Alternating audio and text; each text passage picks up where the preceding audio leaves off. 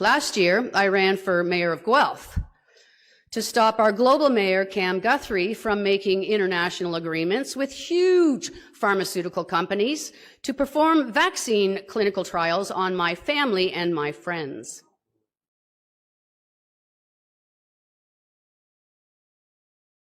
The Fellowship of Guelphissauga continues with the Townhall Attendance Games.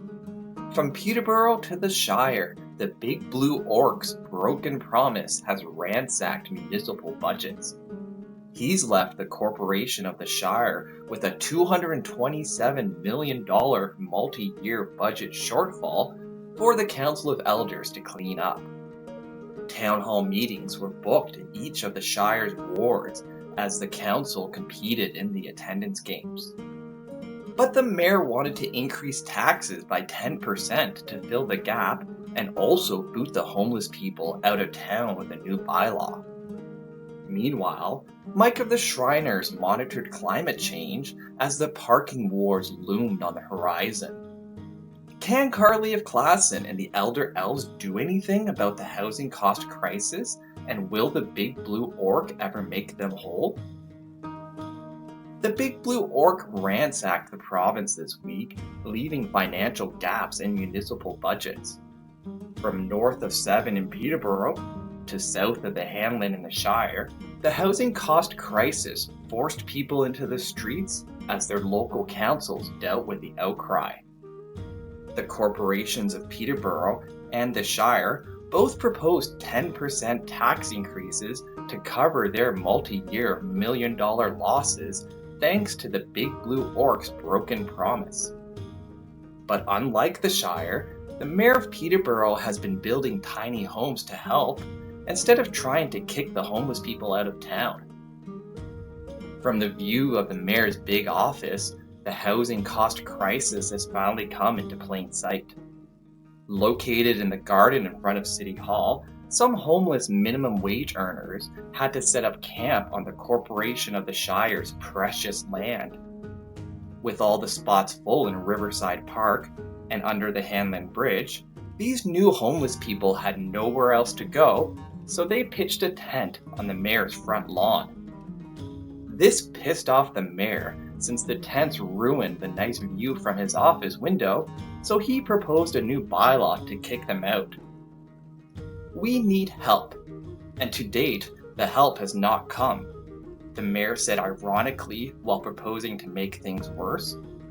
He directed the Sunshine Listers to draft a bylaw as soon as possible to fix the obstructed view from his office window. If passed, the bylaw would prohibit erecting temporary or permanent shelters without permission on downtown lands owned or occupied by the corporation of the Shire. It would also prevent illegal, dangerous, or flammable items that may cause damage or injury from being brought into the downtown core. My motion isn't about eviction only, it's about options for relocation, explained Guthrie as he got pushback for his inhumane bylaw proposal. Phil of the Alts immediately pointed out his concerns with the possibly illegal bylaw, and even Erin of Caton showed some humanity and said she would vote against it. Earlier this year, a similar situation happened in Waterloo, and the Ontario Superior Court had to step in. Justice M.J. Valente rejected the Corporation of Waterloo's application to evict homeless campers on their property due to them being in breach of a local bylaw prohibiting such actions. Even though the eviction bylaw was determined to be illegal in Waterloo, it didn't stop the mayor from proposing his own here in the Shire. Back at the Council of Elders chambers, the elders in wards 5, 2, and 1 took their turns at the Townhall Attendance Games. The Elder Elves in Ward 5 hosted their meeting at Hardcount Memorial United Church with pictures of Jesus and rainbow flags in the background. Both the mayor and those with the biggest stake in the budget attended the town hall meeting. The mayor showed up too, But he got bored with the budget presentation he's already seen a dozen times, so he live tweeted the event on Twitter instead. The couple dozen people who attended the town hall meeting were concerned about the 10% proposed tax increase breaking their budget. Any increase in residential taxes will exacerbate the housing cost crisis, so the people wanted to axe projects with a chainsaw to get tax change to zero. This included the tax levy for the new library and the $38 million estimated cost for protected bike lanes on Aramosa, Gordon, and College Avenue. But not all the people at the town hall meeting wanted to cut taxes to alleviate the housing cost crisis. Some people, such as the Shire's chief of police, were there to serve and protect their own interests in the tax increase. The Shire's police love cashing in on overtime pay, with almost 40,000 hours of overtime worked so far this year, projected to hit 50,000 by the end of the year. By the end of September, the Shire's police banked and paid overtime's hours was up by 6,200 hours. That was mainly from events such as protests, Project Safe Semester, and, of course, homecoming. The chief of police repeated his talking points from the mayor's budget breakfast.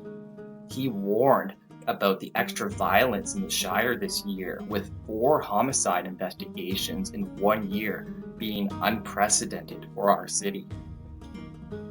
Later in the week, the elders in Ward 1 and 2 took their turns at the Townhall Attendance Games. In Ward 1, Dan of Gibson had to team up with Aaron of Caton for their town hall meeting. Hosted at the Victoria Road Rec Centre, only a few people bothered to show up. The meeting was a complete flop from the start due to the lack of participation, but Aaron of Caton didn't understand why. She made sure her town hall meeting was a safe space beforehand by blocking any comments or questions that she determined were anti-trans. Whereas in Ward 2, Carly of Klassen had a more successful town hall meeting with Rodrigo of Gawler.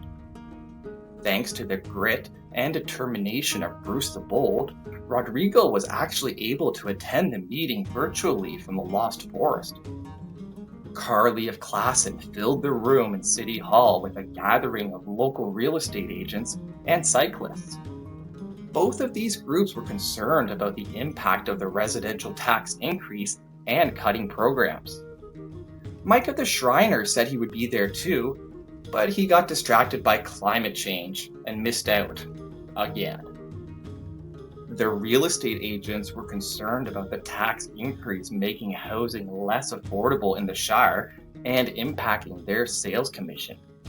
They already had to deal with the mayor's European-inspired idea to lower parking minimums to 0.85 per unit instead of the standard 1 per unit.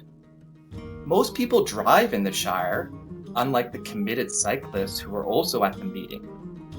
Led by the Transit Alliance of Guelph and Xena the Winter Road Warrior Princess, the cyclists in Ward 2 expressed their concerns over the unsafe cycling conditions in the Shire. One cyclist is actually suing the corporation of the Shire to get compensation for injuries she sustained after her bicycle tripped over a downtown pothole on Arthur Street. Seeking a $2 million payout, her lawsuit dogpiled onto the corporation of the Shire's broken budget. Can Carly of Klassen and the Elder Elves do anything about the housing cost crisis? And will the Big Blue Orc ever make them whole? Stay tuned here to see. This video is brought to you by brighttutoring.ca. Don't let school get in the way of your education. Book a tutoring session today at brighttutoring.ca.